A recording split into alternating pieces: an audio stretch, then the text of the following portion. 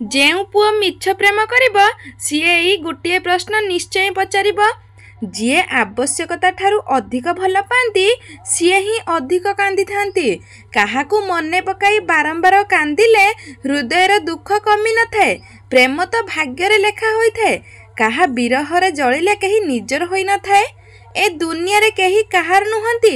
ଆବଶ୍ୟକ ପଡ଼ିଲେ ସମସ୍ତେ ସମ୍ପର୍କ ଗଢ଼ିଥାନ୍ତି, ଆଉ ଆବଶ୍ୟକତା ପୂରଣ ହୋଇଗଲେ ସମସ୍ତେ ଭୁଲି ଯାଆନ୍ତି। ଲୁହର ପ୍ରାୟତଃ ଏଥିପାଇଁ କୌଣସି ରଙ୍ଗ ନଥାଏ, କାହିଁକି ନା ଯେବେ ସେ ଆସେ କେହି ତା ସାଥ ନ ଦେଇଥାନ୍ତି। ଜୀବନରେ ସବୁବେଳେ ସେହି ମଣିଷକୁ ଚୟନ କର ଯିଏ ତୁମକୁ ପ୍ରେମଠାରୁ ଅଧିକ ସମ୍ମାନ ଦେଉଥିବ, କାହିଁକି ନା ସମ୍ମାନ ପ୍ରେମଠାରୁ ବି ଅଧିକ ମୂଲ୍ୟବାନ ହୋଇଥାଏ। ପ୍ରେମର ଅନୁଭବ ଟିକେ ନିଆରା ହୋଇଥାଏ। ପ୍ରେମ ଦୂରରେ ଥିଲେ ମଧ୍ୟ ଭାବନାରେ ପାଖରେ ଥାଏ।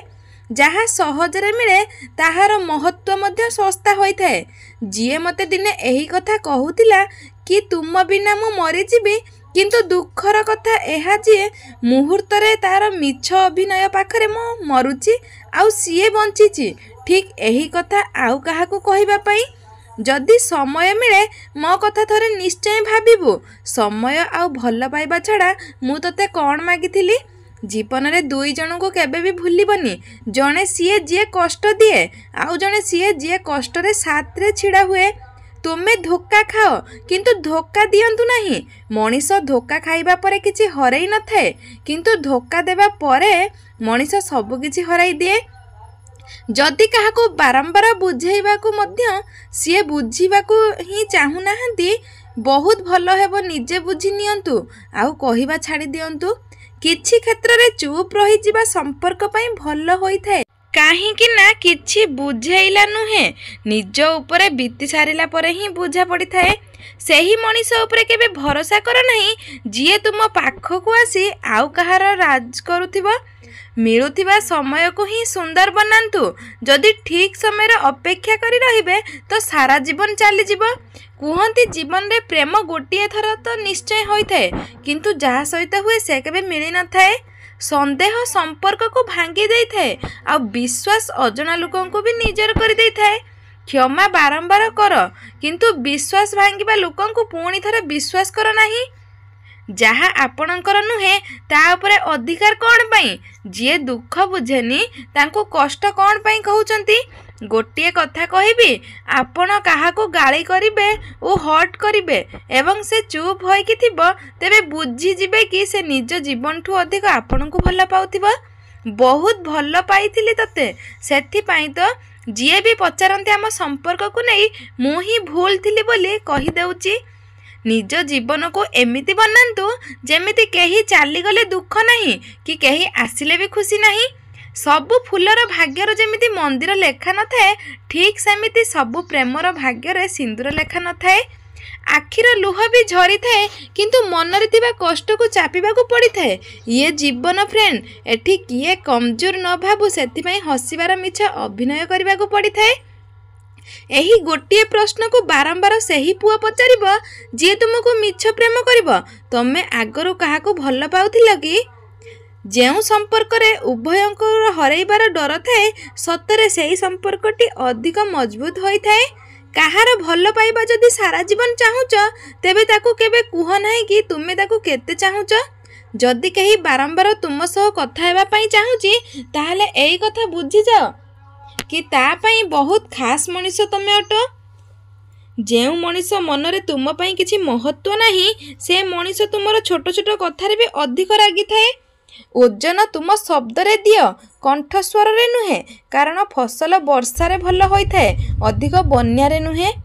ବର୍ଷା ଛାଡ଼ିଗଲା ପରେ ଛତା ଯେପରି ବୋଝ ଭଳି ଲାଗେ, ଠିକ୍ ସେହିଭଳି ମଣିଷମାନଙ୍କର ସ୍ୱାର୍ଥ ହାସଲ ହୋଇଗଲା ପରେ ସମ୍ପର୍କ ବି ସେମାନଙ୍କୁ ବୋଝ ଭଳି ଲାଗିଥାଏ। ପ୍ରେମ ଅଧା ରହିଗଲେ ସ୍ମୃତି ପାଗଳ କରିଦିଏ। ଦିନ ଯେମିତି ସେମିତି କଟିଯାଏ, କିନ୍ତୁ ରାତି ପାଗଳ କରିଦିଏ। ହୃଦୟକୁ ଆସିବାର ରାସ୍ତା ଅଛି, କିନ୍ତୁ ଯିବାର ରାସ୍ତା ନାହିଁ। ସେଥିପାଇଁ ତ ଲୋକମାନେ ଯେତେବେଳେ ହୃଦୟକୁ ଯାଆନ୍ତି, ହୃଦୟକୁ ଭାଙ୍ଗି କରି ଯାଆନ୍ତି।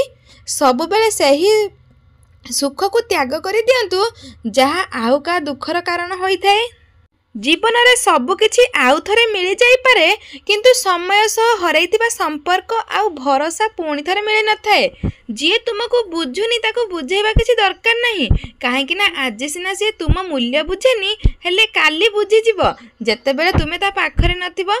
मने रखंतु जेमिति औषध चिन्हिबारे भूल होई गले जीवन चली जाए, ठीक सेमिति मनीष चिन्हिबारे भूल होई गले जीवन नष्ट होई जाई थाए।